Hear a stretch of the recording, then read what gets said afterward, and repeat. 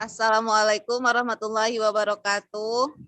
Kami dari kelompok 1 Praktikum Fisika Dasar.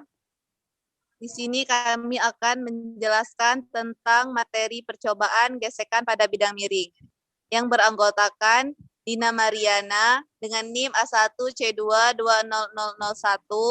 Dian Rizky Amalia dengan NIM A1C22054, dan Imamatul Islamiyah dengan NIM A1C22094 yang didampingi oleh asisten laboratorium Bang Ahmad Mansur Nawahdani, Kak Dedek Darmatiara, dan Kak Endah Febri Setiarini.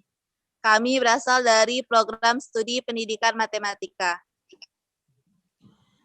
Di sini saya akan menjelaskan tentang pengertian gesekan.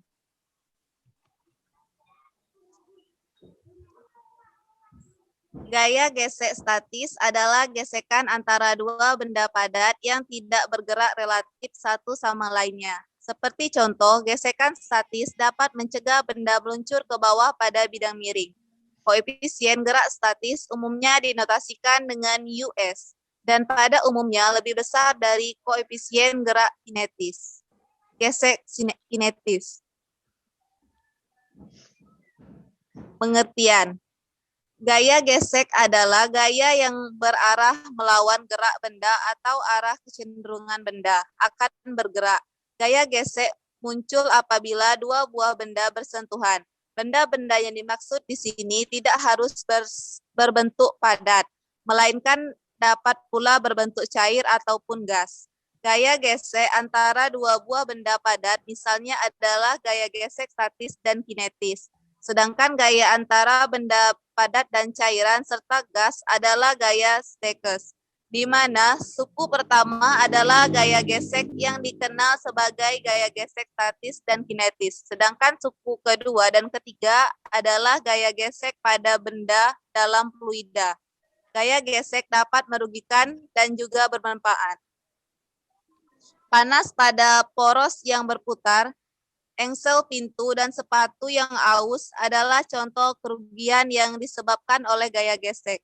Akan tetapi, tanpa gaya gesek, manusia tidak dapat berpindah tempat karena gerakan kakinya hanya akan mengelincir di atas lantai. Tanpa adanya gaya gesek antara ban mobil dengan jalan, mobil hanya akan slip dan tidak membuat mobil dapat bergerak. Tanpa adanya gaya gesek juga tidak dapat tercipta parasut.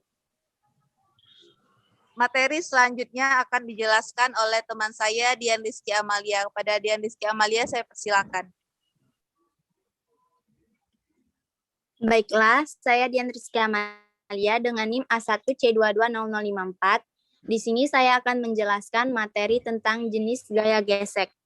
Terdapat dua jenis gaya gesek antara dua buah benda yang padat saling bergerak lurus, yaitu gaya gesek statis dan gaya gesek kinetis. Yang dibedakan antara titik-titik sentuh antara kedua permukaan yang tetap atau saling berganti atau menggeser. Untuk benda yang dapat menggelinding. Terdapat pula jenis gaya gesek lain yang disebut gaya gesek menggelinding atau rolling friction. Untuk benda yang berputar tegak, lurus pada permukaan atau berspin. Terdapat pula gaya gesek spin atau spin friction. Gaya gesek antara benda padat dan fluida disebut sebagai gaya Coriolis-Stokes atau gaya viskos. Selanjutnya yaitu materi tentang jenis gaya gesek pada gaya gesek statis dan gaya gesek kinetis. Gaya gesek statis adalah gesekan antara dua benda padat yang tidak bergerak relatif satu sama lainnya. Seperti contoh, gesekan statis dapat mencegah benda meluncur ke bawah pada bidang miring.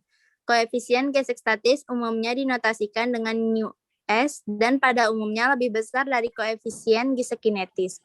Gaya gesek statis dihasilkan dari sebuah gaya yang diaplikasikan tepat sebelum benda tersebut bergerak. Gaya gesekan maksimum antara dua permukaan sebelum gerakan terjadi adalah hasil dari koefisien gesek statis dikalikan dengan gaya normal F sama dengan µS Fn.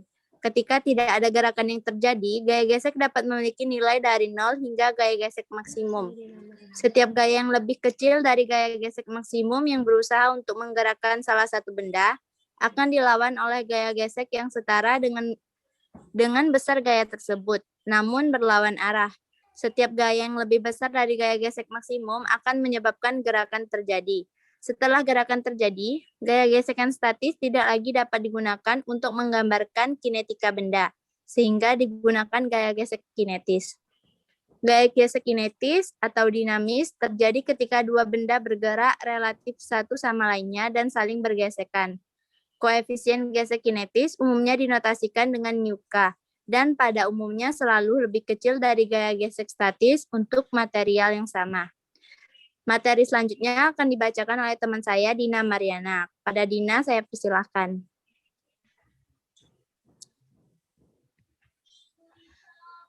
Baiklah, saya Dina Mariana dengan NIM A1C22001 akan menjelaskan mengenai materi yang sudah dilanjutkan oleh Dian Rizky Amelia.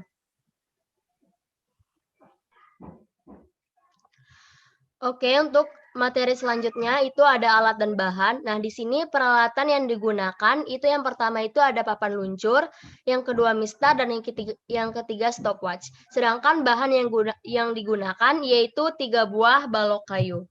Nah, di sini terdapat metode kerja. Adapun langkah-langkah yang harus diikuti atau sistematika dalam praktikum kali ini, yang pertama itu adalah diletakkan balok di atas bidang luncur pada tempat yang sudah diberi tanda.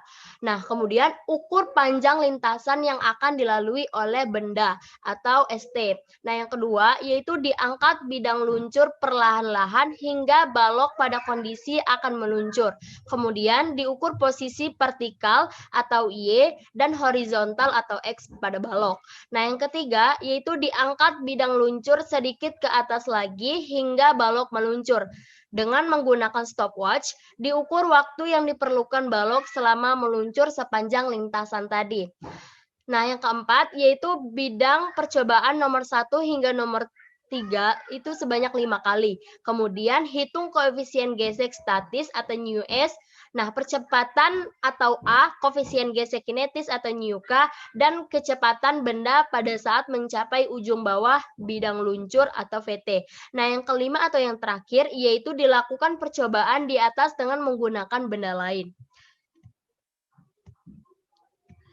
Nah, adapun kesimpulan pada materi gesekan pada bidang miring, yaitu kesimpulannya dari percobaan pengamatan dan perhitungan yang telah dilakukan, maka dapat ditarik kesimpulan yaitu sebagai berikut. Yang pertama, yaitu gaya gesek adalah gaya yang berarah melawan gerak benda atau arah kecenderungan benda akan bergerak. Terus yang kedua, massa pada balok mempengaruhi kecepatan meluncur balok tersebut di atas bidang miring. Yang ketiga, sudut kemiringan benda mempengaruhi kecepatan dan waktu tempuh balok saat meluncur. Dan yang terakhir itu perhitungan hasil percobaan dilakukan dengan bantuan fungsi SD pada kalkulator. Nah, berikut merupakan kesimpulan dari percobaan pada judul gesekan pada bidang miring. Selanjutnya akan saya serahkan kepada Saudari Imamatul Islamiyah, kepadanya dipersilakan. Baik, terima kasih Dina. Itu tadi adalah kesimpulan dan pemaparan tentang materi gesekan pada bidang miring dari kelompok 1. Dan mudah-mudahan materi tadi bisa membantu dan bisa menambah wawasan dari kalian yang sudah menonton. Amin. Dan kami akhiri, wassalamualaikum warahmatullahi wabarakatuh. Waalaikumsalam warahmatullahi wabarakatuh.